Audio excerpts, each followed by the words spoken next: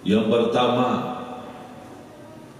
raghima anfu mri'in adraka abawaihi ahaduhuma aw kilahuma wa lam yudkhilahil jannah.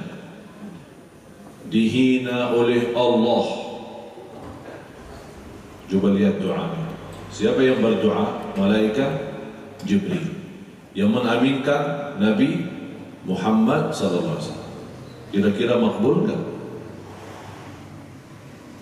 Dihina oleh Allah, yang punya orang tua, salah satunya atau dua-duanya, tapi dia tidak masuk surga. Yang masih punya orang tua berarti punya kesempatan, pintu surga masih terbuka. Jangan sampai tertutup, artinya meninggalnya mereka kita belum mendapatkan ridha mereka atau masuk surga lewat mereka, akan dihina oleh Allah SWT. Yang kedua, dihina oleh Allah, raghima anfu mri'in man adraka Ramadan wa lam yughfar lah. Dihina oleh Allah Subhanahu wa ta'ala seorang yang bertemu dengan bulan Ramadan sampai habis tapi tidak diampuni Allah. Na'udzubillah. Kalau bulan Ramadan namanya bulan ampunan, tidak diampuni Allah, kira-kira kapan diampuni lagi? Fantas dihina oleh Allah seorang yang dapat kemuliaan Ramadan tapi tidak dapat rahmat dan ampunan Allah. Yang ketiga, yang diaminkan oleh Rasulullah sallallahu alaihi wasallam, raghima anfu mri'in man dzukirta 'indahu wa lam yusalli 'alaik. Dihina oleh Allah seorang yang terbawa namamu wahai Nabi Muhammad tapi dia tidak bersalawat. Dia mendengar namamu, mendengar nama Nabi Muhammad SAW tapi tidak bersalawat, akan dihina oleh Allah. Jadi kesempatan di majlis ilmu, saat kita mendengar khutbah imam, saat kita lagi mendengar lewat radio atau di mana saja berada, begitu kita mendengar nama Rasulullah sallallahu alaihi wasallam, Allahumma salli wa sallim wa barik alaihi, supaya tidak menjadi orang yang dihina oleh Allah Subhanahu wa ta'ala. Para jemaah sekalian, di pagi Jumat yang indah ini, mudah-mudahan karena hari Jumat hari berkah, mudah-mudahan semua kita mendapatkan keberkahan dari Allah Subhanahu wa ta'ala. Berkah umur, berkah amal, berkah rizki, berkah ibadah, berkah waktu, berkah perjuangan mencari nafkah, mencari ilmu, belajar, langkah demi langkah keluar dari rumah, bismillah, tawakkaltu ala Allah, la hawla wa la quwata illa billah. Doa sederhana tapi luar biasa. Dan dalam kesempatan ini saya khususkan doa. Marilah sama-sama kita mempelajari rahasia doa, keagungan doa, kemuliaan doa. Dan saya heran orang-orang punya doa tapi masih punya masalah. Berarti dia belum bisa memaksimalkan doa. Doa senjata orang mukmin. Rasulullah sallallahu alaihi wasallam bersabda, "Wad-du'a silahul mu'min." Senjata bagi orang mukmin untuk melindungi diri, untuk menyelesaikan semua masalah. Ad-du'a adalah membukakan kunci-kunci langit, pintu-pintu langit dibukakan dengan doa. Wa qala Umar bin Khattab radhiyallahu anhu, berkata Umar bin Khattab radhiyallahu anhu, al-muwaffaq man wuffiqa fi kathrati ad-du'a, yang mendapatkan taufiknya Allah yang selalu berdoa. Sekarang kita selalu berdoa tapi berfikir kenapa Allah tidak mengabulkan. Ya bukan urusan kita, bukan urusan kita soal diijabah atau tidak. Tugas kita berdoa, urusan Allah kabul atau tidak.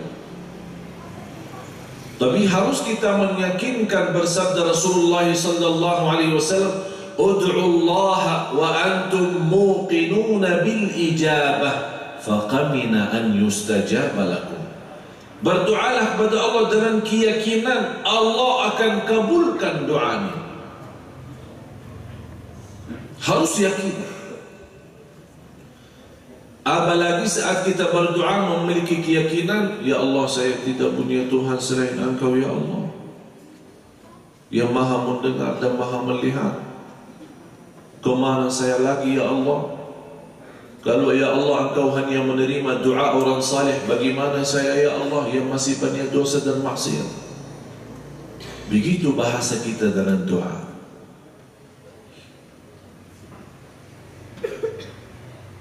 Al-Baqarah ayat 186.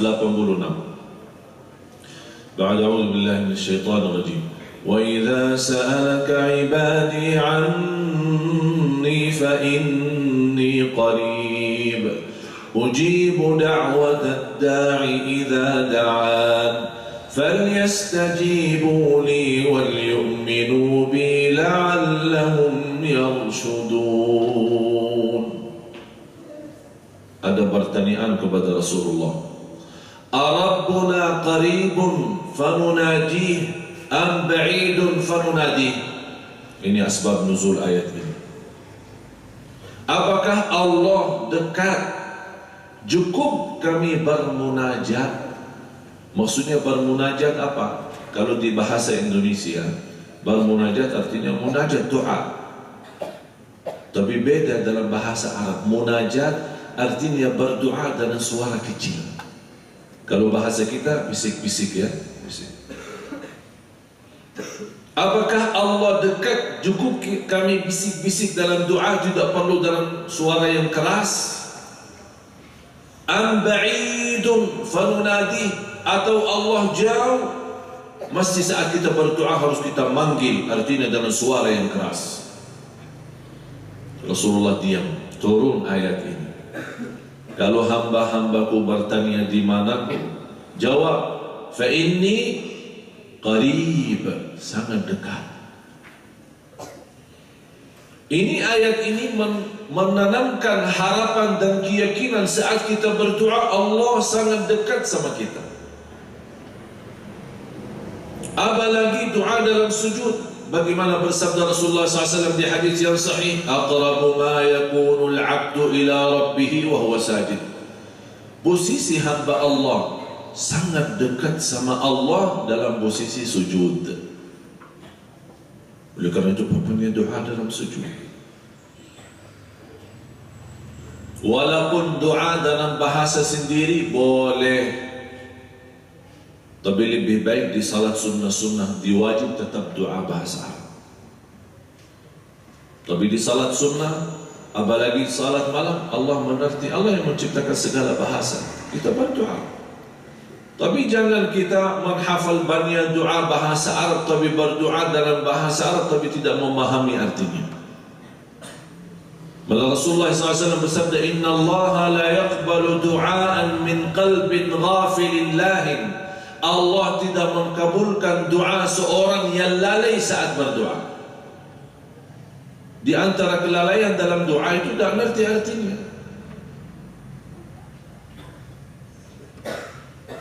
Malah saya pernah perhatiin seorang dipimpin doa, dia ikut amin amin, tapi dia tidak faham.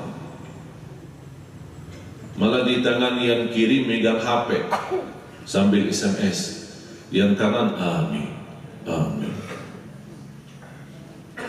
Itu namanya doa yang lalai, sibuk masih amin amin, tapi imamnya sudah selesai dia masih sudah lupa karena masih megang HP-nya amin amin. Kayaknya salah SMS, jadi pada tulis SMS dari tulis amin. Apalagi saat umrah, saya sangat tidak setuju umrah itu dipimpin oleh mutawif yang mengeraskan suara dengan amin dan jamaahnya di belakang amin. Mutawif membaca doa, yang di belakang amin, malah kadang-kadang salah baca doa. Kenapa kita tidak bisa berdoa sendiri? Apalagi kalau lagi di tanah suci. tempatnya terjamin kabul doa, tanah suci, berkah. Kita berdoa. Apalagi lagi tawaf, kita bisa susunkan. Kalau kita tidak hafal, ya susunkan doanya semampu kita, walaupun bahasa sendiri, bukan bahasa Indonesia lagi. Kalau bisa bahasa daerah boleh. Tawaf pertama, doakan untuk diri sendiri. Tawaf yang kedua, doakan untuk orang tua. Tawaf yang ketiga, doakan adik-adik kita, saudara kita. Tawaf yang keempat, doakan keluarga besar kita. Tawaf yang kelima, doakan orang yang menitip doa sama kita. Orang yang titip, kita kan banyak, begitu mau berangkat, mau umrah, mau haji, karena banyak orang titip. Tolong doakan. Tak perlu bawa surat, tuliskan nama-nama orang yang titip doa, sambil doa, ya Allah, ini bapak dan ibu fulan minta doa. Siapa nama ini? Tak usah seperti itu. Udah, ya Allah, semua orang yang menitip doa sama saya, yang saya sebutkan nama maupun saya lupa, ampunilah ya Allah mereka, mudahkan urusannya, berikan kemuliaan dunia akhirat. Umum, tak perlu disebutkan nama satu persatu. Allah tahu niat kita, yang dimaksud siapa. Yang keenam, kita mendoakan seluruh umat Islam yang ada di muka. Allahumma ighfir lil muslimina wal muslimat wal mu'minina wal mu'minat al ahya'i minhum wal amwat. Ya Allah, berilah petunjuk dan hidayah kepada seluruh umat Islam, supaya umat Islam bangkit dan kembali kepada jalan yang benar. Yang terakhir, yang ketujuh, doakan negara kita Indonesia. Doakan Indonesia. Indonesia lagi sakit, krisis ekonomi, krisis politik, krisis akhlak, banyak masalah. Kalau kita tidak berdoa, berarti tidak berduri negara kita.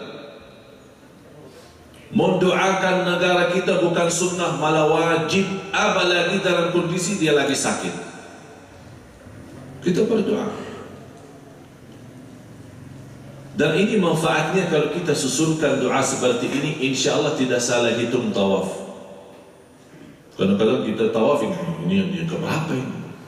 4 atau 5. Tapi kalau kita susunkan, yang pertama untuk saya, diri saya, yang kedua untuk orang tua saya, yang ketiga untuk adik dan keluarga saya, yang keempat keluarga besar, paman, nenek, kakek, semua yang hidup maupun yang sudah meninggal. Begitu kita lagi berdoa, salah hitung, ini doa yang mana ya? Oh, untuk keluarga besar, oh berarti sudah yang keempat. Yang kelima, orang-orang yang menitip doa sama kita. Yang keenam, untuk umat Islam di mana saja berada. Yang ketujuh, doakan negara kita. Sudah selesai. Safa Marwah sama. Dan tidak ada doa khusus di tawaf maupun di Safa Marwah. Doa sesuai keinginan kita. Boleh kita titip doa sama orang saleh, tapi jauh yang lebih tahu hajat kita adalah diri kita. Orang minta jodoh banyak. Semalam sampai jam 1 saya tidur, SMS aja sudah hampir 200 masuk. Saya berusaha maksimal untuk menjawab semua pertanyaan. Banyak masalah. Dan semua minta amalan, minta amalan, minta amalan, amalan jodoh, amalan usaha, amalan lancar, amalan rumah tangga, semua minta amalan. Padahal kebahagiaan dan keselamatan sudah ada di tengah kita, di hati kita, di tangan kita, tapi kita larinya jauh. Bunya Al-Quran, bunya masjid, bunya salat, salat malam, berdoa kepada Allah Subhanahu wa ta'ala.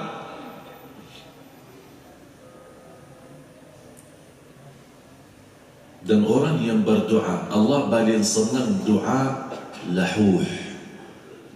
Apa? Lahuh, juga sama-sama lahuh. Faham lahuh? Arti lahuh ya lahuh. Faham tak? Tak faham ya? Makanya belajar bahasa Arab. Atau cari orang Arab ya, nikah sama orang Arab lah, biar cepat bahasa Arab. Lahuh itu yang selalu berdoa, tidak pernah memfikir doa dikabul atau tidak, bukan urusannya dan tugasnya itu, tapi dia selalu berdoa. Setiap waktu doa, setiap salat doa, setiap sujud doa. Antara azan dan iqamah bersabda Rasulullah, da'watun la turad baina kulli azanin wa iqamah. Da'watun la turad, antara azan dan iqamah ada doa tidak ditolak. Apalagi hari Jumat. Jam paginya berkah, jam siangnya berkah, sebelum khutbah berkah, habis khutbah berkah, habis salat Jumat berkah, sebelum asar berkah, sebelum maghrib berkah. Malah Rasulullah sallallahu alaihi wasallam ada satu jam bersabda, akhiru sa'atin min nahari yaumin jumu'ah sa'atul la turad, dinamakan oleh ulama saat ijabah. Ada satu jam di ujung siang, kalau kita mau hitungkan waktunya, kalau maghrib jam 6 berarti jam 5, satu jam sebelum azan. Kalau kita kebiasaan, kalau kita di Madinah hari Jumat kan libur, Kamis sama Jumat libur, Sabtu Minggu aktivitas biasa, beda sama di Indonesia. Kalau di sana kita hari Jumat libur, jadi begitu lepas salat Jumat kita kumpul satu keluarga, berarti silaturahim besar kita hari Jumat, makan siang sama-sama. Habis makan siang kita salat asar di Masjid Nabawi. Habis salat asar kita tidak boleh ngobrol sama siapa-siapa, sibuk antara asar sampai maghrib. Kenapa? Kesempatan emas, hajat kita, doa diijabah oleh Allah. Kalau belum bisa memaksimalkan antara asar sama maghrib, udahlah sebelum maghrib 1 jam datang. Kalau tidak bisa 2 jam 3 jam, udah datang. Tidak usah 1 jam, setengah jam, 30 menit. Masa keberatan? Kita punya hajat, pusing setiap hari, dari pagi sampai malam, malah kadang susah tidur. Kita punya kesempatan berdoa kepada Allah, malah kita hilangkan kesempatan itu. Kalau sekarang ada pengumuman di mall mana atau supermarket mana, orang beli barang 1 dapat 2, lari semua orang. Wih, ini kesempatan katanya. Ini macam kesempatan seperti ini kita manfaati. Hari Jumat, hari ini hari Jumat. Jadi saya mohon sebelum azan maghrib minimal setengah jam, kalau tidak bisa 1 jam, duduk di masjid. Habis anda salat tahiyatul masjid, berdoa, tumbahkan semua masalah anda sama Allah. Demi Allah dikabulkan. Dan kembali pada keyakinan. Jangan anda saat berdoa anda coba, atau ada seorang berkata, saya tidak fantas diijabah, saya masih belum bersih, masih banyak dosa, masih banyak kekurangan. Itu kata tidak boleh. Itu bisikan dari setan. Kenapa tidak fantas diijabah? Emang siapa yang menjaminkan siapa yang diijabah, siapa yang tidak? Kita semua harus berdoa. Saya berdoa dengan yakin Allah akan kabulkan, bukan karena dari Madinah atau karena ustaz atau siapa, bukan. Itu tidak bagi bahasa-bahasa seperti itu sama Allah. Tapi Allah melihat bukan dari mana anda, bukan asalnya dari mana, atau ilmunya atau apa. Allah melihat saat berdoa yakin tidak.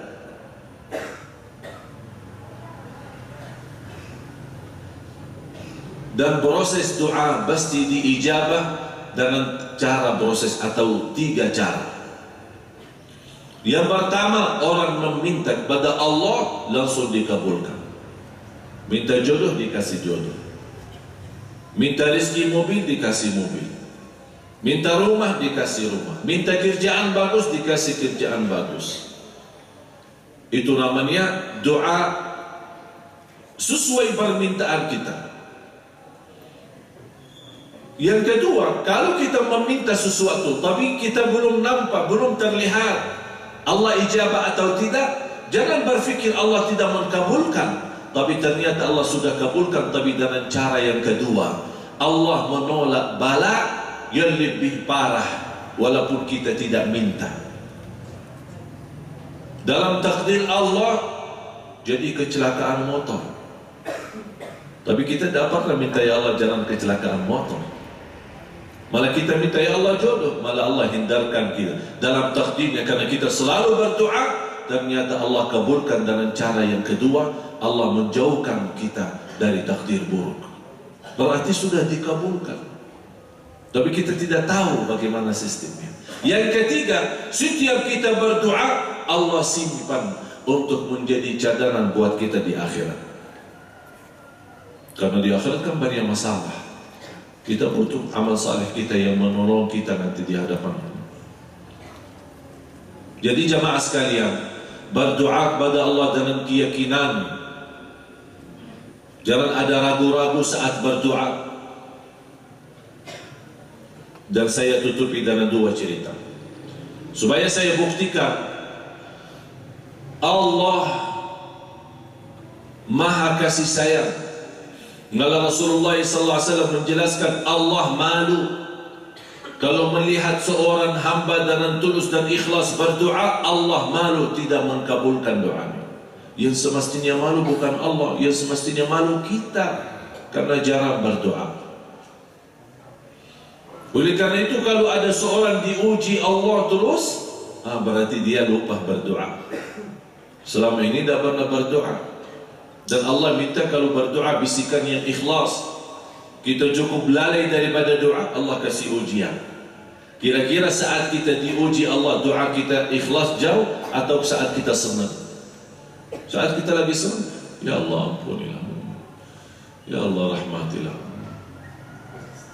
Tapi pas lagi ada masalah, ya Allah, sampai suaranya hilang. Terlihat, terasa bisikan doa pun beda. Oh ternyata Allah senang bisikan doa dengan ikhlas, karena kita lagi butuh banget. Ada seorang berdoa kepada Allah Subhanahu wa ta'ala, ya Allah saya mohon jodoh salihah, cantik, kaya. Itu ada doanya. Setiap salat malam tidak ada doa lain. Tidak pernah minta ampun dosa, rizki, apa, rahmat, hidayah, tidak ada. Salat malam, ya Allah jodoh salihah, cantik, kaya. Kenapa dia minta yang kaya? Kalau salihah wajar, cantik wajar. Kenapa dia minta yang kaya? Dia orang miskin. Dia bilang, sebelum nikah susah, masa habis nikah susah lagi? Biar sekalian kaya. Allah kasih rezeki berangkat umrah, haji. Setiap tawaf, ya Allah jodoh salihah, cantik, kaya. Menjadi wirid. Jadi tidak ada lain. Sepanjang tawaf itu, ya Allah jodoh salihah, cantik, kaya. Safa Marwah sama. Sampai orang yang temani dia sudah hafal doanya. Jangan ada lain. Wih, ini butuh banget ini orang. Begitu pulang ke tanah air, di tengah malam dia jalan di kampung, lagi hayati dan bayangkan jodohnya. Dikejar anjing, lari dia. Dikejar anjing, lari dia. Akhirnya anjing itu menggigit kakinya. Habis digigit kan darah. Datang ambulan dari rumah sakit, dibawa ke rumah sakit. Dalam mobil ambulan dia nyesal. Ya Allah, selama ini saya minta jodoh salihah, cantik, kaya, masa dikirimkan anjing? Dia tidak terima. Dia belum tahu ada apa di belakang hikmah gigit anjing. Begitu sampai ke rumah sakit, dirawat sama seorang dokter, salihah, cantik, kaya, jadi jodohnya. Oh ternyata Allah sudah kabulkan, tapi jodohnya ada di mana? Di rumah sakit. Dan ini sehat terus, tidak pernah sakit. Bagaimana supaya dia bisa sakit dan ketemu jodohnya di sana? Allah kirimkan anjing, gigit dia supaya ke sana. Itu begitu cara Allah, kita tidak tahu. Allah punya ribuan cara. Ya jemaah sekalian, jangan cari dalam Quran, tidak ada cerita itu. Orang biasa dicari di mana Quran itu anjing digigit ini. Tidak ada. Ini buatan Mediin Ali Jabir kalau orang tanya. Tapi saya menjelaskan lewat cerita ini bagaimana kekuasaannya Allah dan doa itu pasti dikabul. Cerita yang kedua, cerita indah sekali. Ini beneran ya. Ini bukan Mediin Ali Jabir, ini beneran. Ada seorang wanita yang menceritakan cerita ini, namanya Dr. Ishan. Dr. Ishan itu seorang dokter yang terkenal secara keilmuan dokter dan medis itu di negara India. Kata beliau, ada pertemuan internasional di negara kami di India. Ditugaskan oleh negaranya untuk menjadi ketua pertemuan itu. Dia berangkat naik pesawat dari kota ke kota acara atau ke kota tempat acara. Dalam penerbangan itu tiba-tiba cuacanya sangat berubah dan merusakkan salah satu sayap. Terpaksa darurat landing dan turun. Dia protes sama orang di bandara. Saya ada pertemuan internasional, ditunggu-tunggu, bagaimana? Dikasih tahu informasi dari bandara untuk menunggu ganti pesawat. Habis rusak ini 16 jam ditunggu. 16 bagaimana? Marah dia protes. Kata orang bandara, daripada marah sama kami, dah usah marah-marah dan tunggu-tunggu lama. Tinggal sewa mobil, naik mobil ke tempat acara hanya 3 jam. Kata beliau, ya memang kalau orang lagi marah sudah tidak bisa berfikir. Naik mobil menuju ke kota tujuan. Tapi ternyata subhanallah Allah punya rencana lain. Dalam berjalan malah dia menyesal. Keluar dari jalur yang benar menuju salah satu jalur ke kampung dan desa. Begitu dia sadar sudah nyasar dari jalanannya, langsung dia mampir melihat sebuah rumah di satu kampung. Melihat ada pintu rumah terbuka, dia datangi dan dia tutup pintu dan minta izin masuk. Habis itu diizinkan sama seorang ibu yang sudah tua. Begitu dia masuk dan duduk istirahat, kata ibu, sepertinya kamu adalah orang perjalanan jauh, silahkan istirahat dan minum apa adanya. Dan di saat itu ibu sibuk salat dan berdoa. Yang menarik perhatian Dr. Ishan, ibu itu berdoa dan setiap berhenti doa ada di sampingnya seorang anak kecil. Setiap berdoa dia gerakkan, tapi tidak ada respon. Doa lagi, habis itu dia gerakkan anak itu, tapi tetap tidak ada respon. Heran dia. Begitu selesai, Dr. Ishan bertanya. Pertama dia berkata, terima kasih ibu atas pelayanannya. Tapi yang saya bertanya, anak ini kenapa? Saya tertarik sekali dengan cara doa ibu, betul-betul sepertinya punya masalah. Kata ibu, ini anak adalah cucu saya. Baru saja kedua orang tuanya meninggal dunia. Sejak dilahirkan, anak ini tidak bisa bergerak sama sekali. Sudah dibawakan dokter kampung, dia periksa angkat tangan. Dia berkata sama dokternya, saya tidak bisa berobat anak ini. Dan kata dokter menerangkan kepada ibu, ada seorang dokter, tapi tempatnya di kota jauh. Itu memang dia punya keahlian medis anak-anak, dokter anak-anak, khususnya penyakit anak ibu ini, anaknya ini. Di mana? Kota jauh. Ya kota jauh. Saya orang miskin, bagaimana saya bisa ke sana? Emang siapa nama dokternya? Namanya Dr. Ishan. Begitu ibu menceritakan kepada Dr. Ishan, kaget.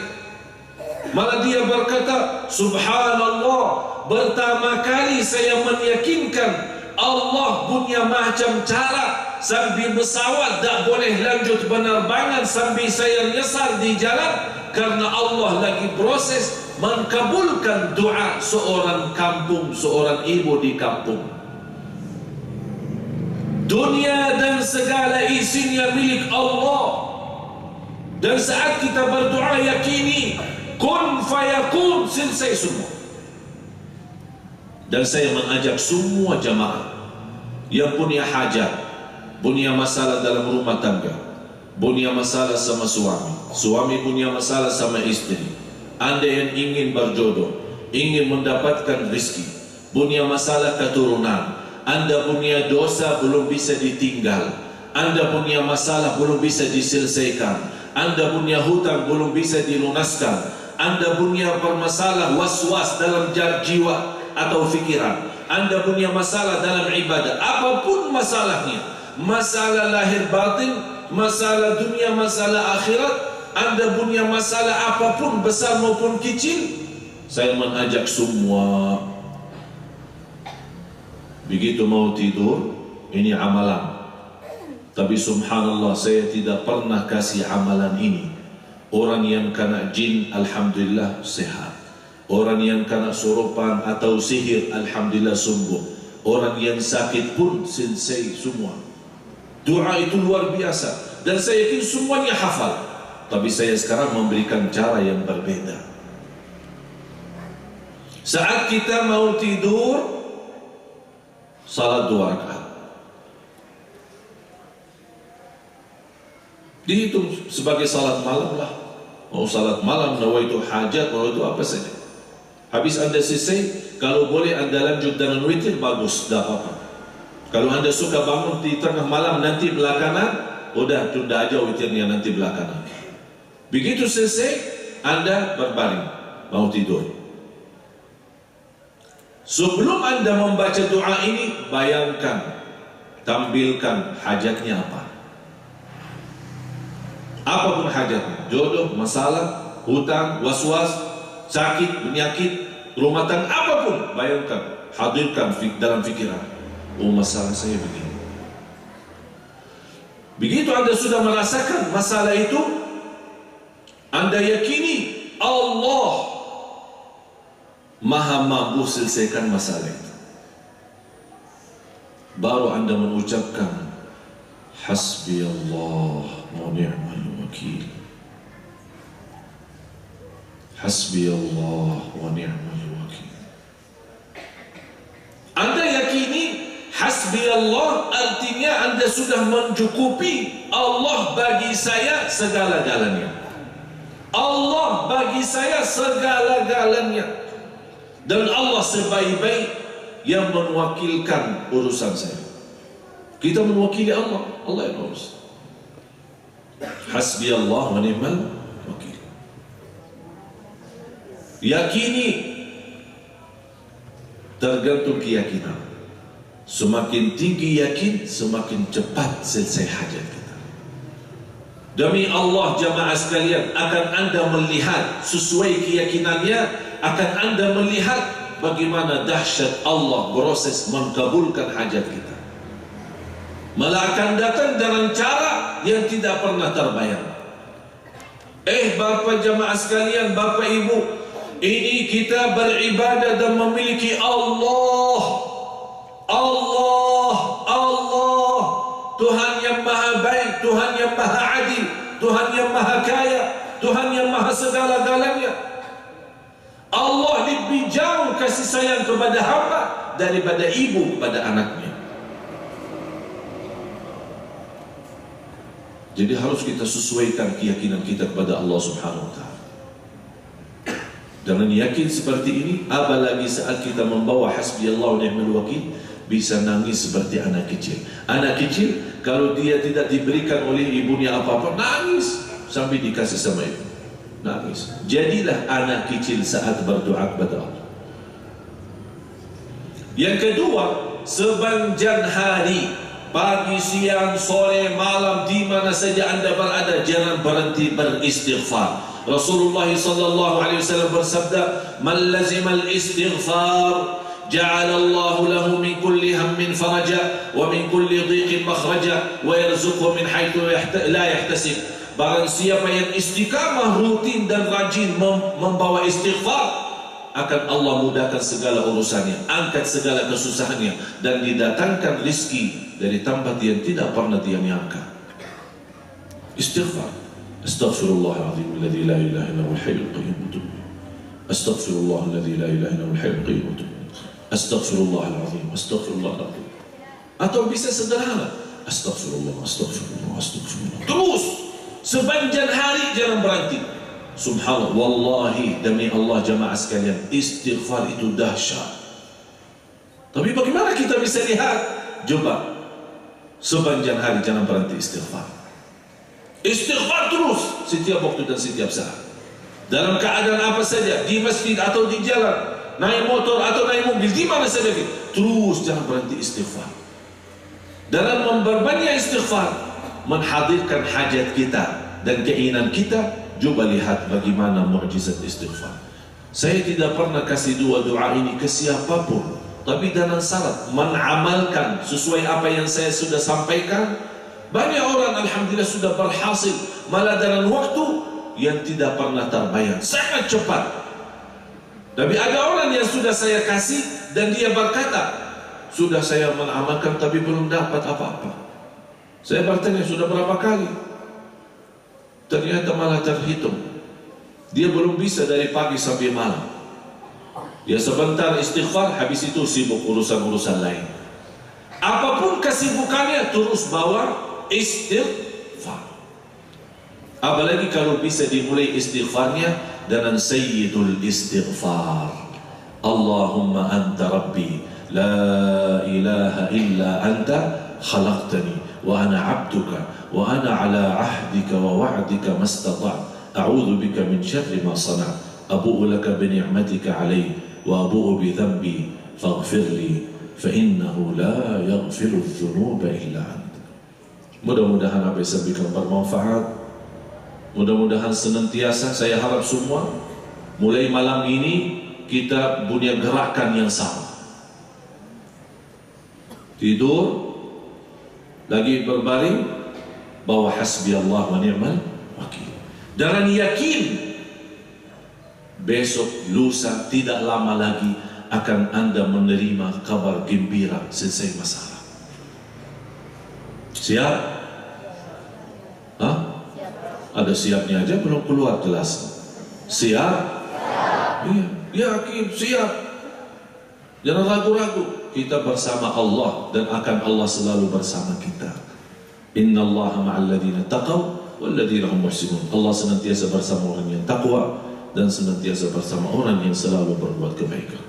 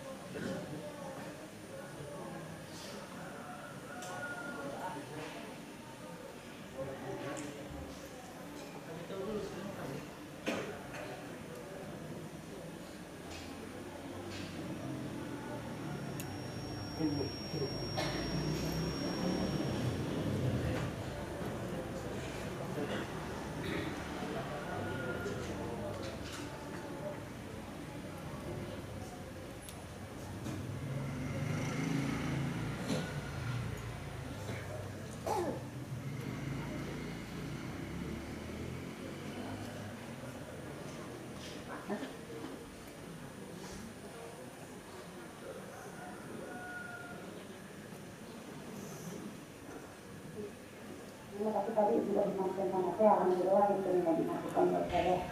Nah doanya juga ya untuk sedang kalinya dalam usaha saya menyampaikan kalinya semoga Allah mudahkan lengkapkan semuanya. Amin, amin insyaallah. Ya, terima kasih. Waalaikumsalam warahmatullahi wabarakatuh. Ya sebagaimana saya jelaskan, doa itu tidak ada istilah doa dalam hati. Ya doa ya doa. Lebih baik tidak usah dikeraskan sambil mengganggu orang lain, berteriak-teriak. Berdoa dengan adab, dengan sopan. Kita Allah mendengar. Dan saat kita berdoa Allah sangat dekat. Wa qala rabbukum ud'uni astajib lakum. Allah sudah berjanji. Berdoalah pada aku akan terima doamu. Itulah yang kita harus yakini. Dan kita cukup bisik. Allah Maha mendengar, tidak perlu dikeraskan suara. Dan tidak bisa di dalam hati. Keluarin. Karena Allah SWT senang mendengar suara yang ikhlas. Mudah-mudahan Allah kabulkan hajat dan doa kita semua. Ya.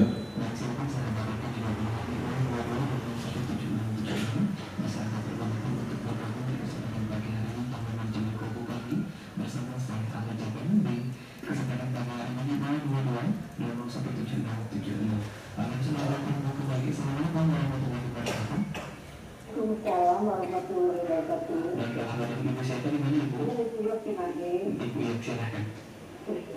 Saya Jabir. Iya. Salam berulangi lagi ya kalau kita salah kalau bertidur, salat 2 rakaat, itu dari miring badannya, lalu baca dia wakil dan banyak istighfar tiap waktu itu doanya kan? Iya betul. Ini kalau salat 2 rakaat, lalu dilanjutkan dengan salat witir boleh nggak? Ya boleh. Kalau witir sebelum tidur itu boleh, karena Rasulullah SAW sudah mewasiatkan. Abi Hurairah radhiyallahu an berkata, Rasulullah telah mewasiatkan aku witir sebelum tidur.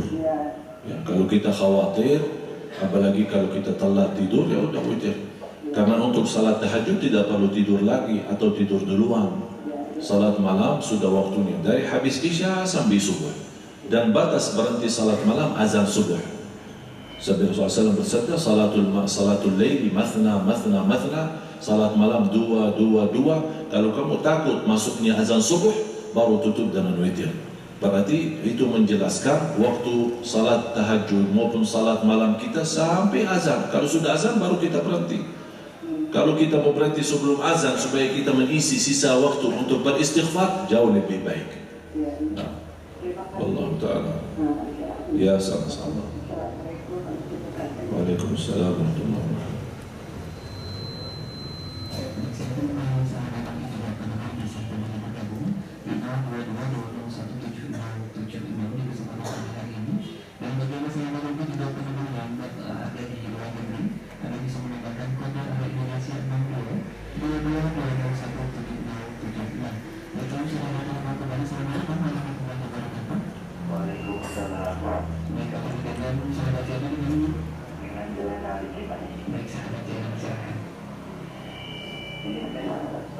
Waalaikumsalam warahmatullahi wabarakatuh.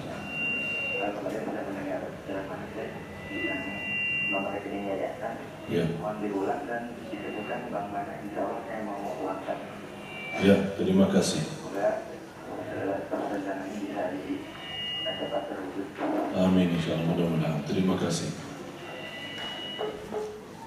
Ya, untuk semua yang hadir untuk mendengar di mana saja, ya sebagaimana kita sampaikan semalam, mudah-mudahan dengan doa Anda sekalian bisa terwujud cita-cita saya. Saya sudah jelasin, saya datang dari Madinah bukan untuk jalan-jalan di Indonesia. Saya datang punya tugas, punya semangat, punya keinginan. Mudah-mudahan Indonesia menjadi negara Islam 100%. Mudah-mudahan Indonesia menjadi negara Al-Quran. Dan saya akan berjuangkan itu sampai mati. Saya sudah menazarkan dan mewakafkan diri saya lillahi ta'ala. Istri saya saja kalau boleh kita bertemu ya 4 bulan sekali. Ya, jadi berat kalau menikah lagi sama saya. Ya. Karena saya tidak ada waktu untuk istri pun. Ya, kadang-kadang istri malah telepon ke asisten, kapan ada waktu? Ini Syekh kosong, saya mau ketemu. Ini istri saya, biar Anda tahu sekalian. Kita datang kemari dari Madinah, saya tinggalin kota suci, makam Rasulullah, ada majlis ta'lim, ada masjid kami yang ada di kota Madinah, dan alhamdulillah jemaah umrah selalu yang saya bawa ke sana, mampir ke rumah saya di Madinah. Ini saya tinggalin semua, orang tua, saudara, istri, anak. Demi apa? Demi Anda sekalian supaya Allah selamatkan negara Indonesia menjadi baldatun tayyibatun wa rabbun ghafur, dan masyarakat Indonesia menjadi penghafal Al-Quran. Dan doakan, karena saya selama 4 tahun di sini, alhamdulillah dengan kemuliaan yang diberikan oleh Allah dan penghargaan kemarin, waktu saya bertemu Bapak Presiden Indonesia, alhamdulillah diberikan penghargaan warga negara Indonesia. Karena beliau melihat perjuangan kami di sini, padahal saya tidak pernah minta warga negara Indonesia, tapi Allah punya rencana lain. Saya terima, jadi sekarang saya disebut orang Indonesia. ya, apalagi sudah bisa makan Padang, bisa makan Sunda, tapi sambal belum bisa. Jadi doakan, insya Allah ke depan mudah-mudahan saya punya keinginan, habis saya belajar banyak di Indonesia selama 4 tahun, keliling banyak tempat, insya Allah dengan doa anda sekalian akan terwujud dengan segera satu rekaman belajar Islam dari nol. Karena saya mohon maaf, memang banyak orang Islam di Indonesia, mohon maaf, baru diislamkan lagi.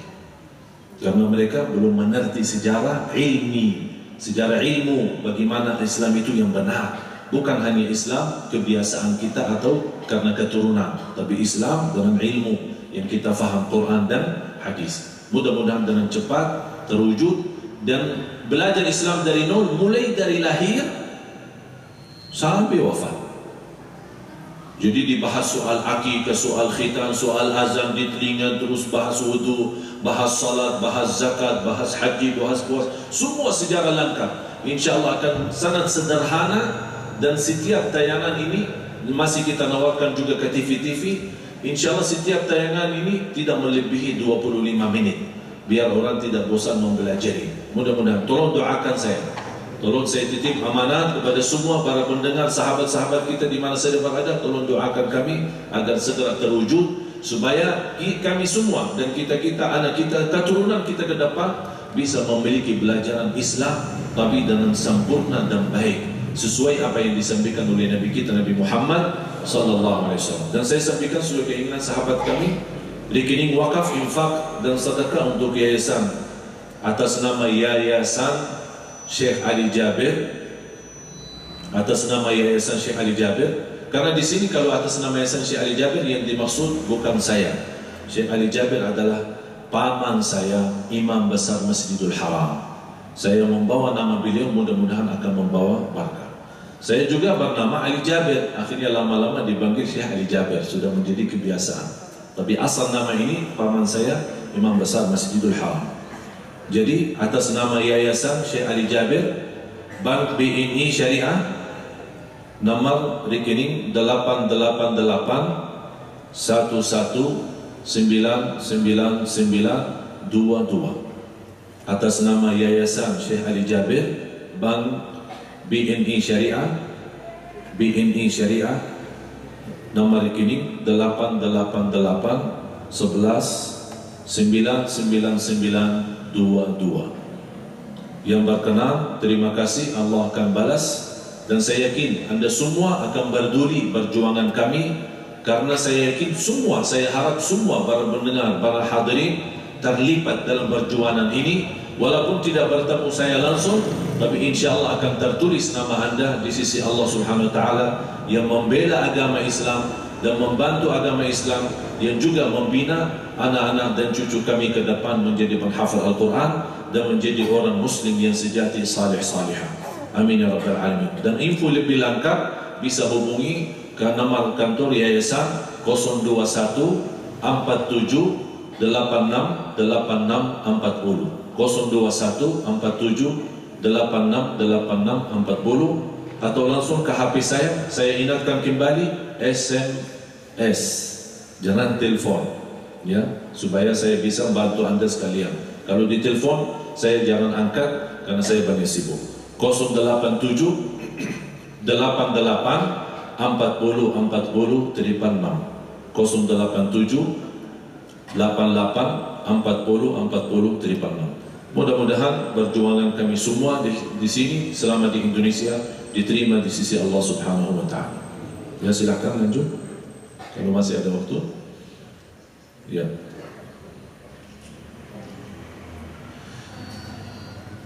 Sama-sama kita tutupi dan saya ingatkan kembali, amalan yang saya baru saja sampaikan itu subhanallah benar-benar dahsyat. Oleh karena itu manfaatkan tanpa ada batas. Setiap mau tidur dalam keadaan wudu, kalau bisa salat 2 rakaat, duduk dalam witir, kemudian sambil berbaring tidur, bayangkan hajatnya, bayangkan keinginannya, dan berdoa hasbiyallah wa ni'mal wakil. Dan yakin akan dan segera Allah kabulkan hajat kita. Apapun masalahnya, waswas, sakit, jodoh, hutang, rumah tangga, apapun masalah, dosa yang selama ini kita merasa belum bisa tinggalkan, insya Allah dalam doa ini sangat luar biasa. Yang kedua, istighfar. Saya minta istighfar. Istighfar, man lazima, berbanyak istighfar di mana saja berada, terus bawa istighfar, jangan berhenti, jangan diam, isi istighfar. Subhanallah, akan Allah tunjukkan. Faqultu astaghfiru rabbakum innahu kana ghaffara, sebagaimana penjelasan di surat Nuh. Innahu kana ghaffara yursilis samaa'a 'alaikum midrara wa yumdidkum bi amwalin wa banin wa yaj'al lakum jannatin wa yaj'al lakum anhara ma lakum la tarjuna lillahi waqara. Artinya tugas PR sama-sama buka surat Nuh, belajari arti dalam surat Nuh, akan Allah tunjukkan dahsyat dan rahasia istighfar itu kenapa. Mudah-mudahan apa yang saya berikan bermanfaat, kurang lebihnya mohon maaf. Akhirul kalam, subhanakallahumma wa bihamdik, asyhadu an la ilaha illa anta, astaghfiruka wa atubu ilaik. Wassalamualaikum warahmatullahi wabarakatuh.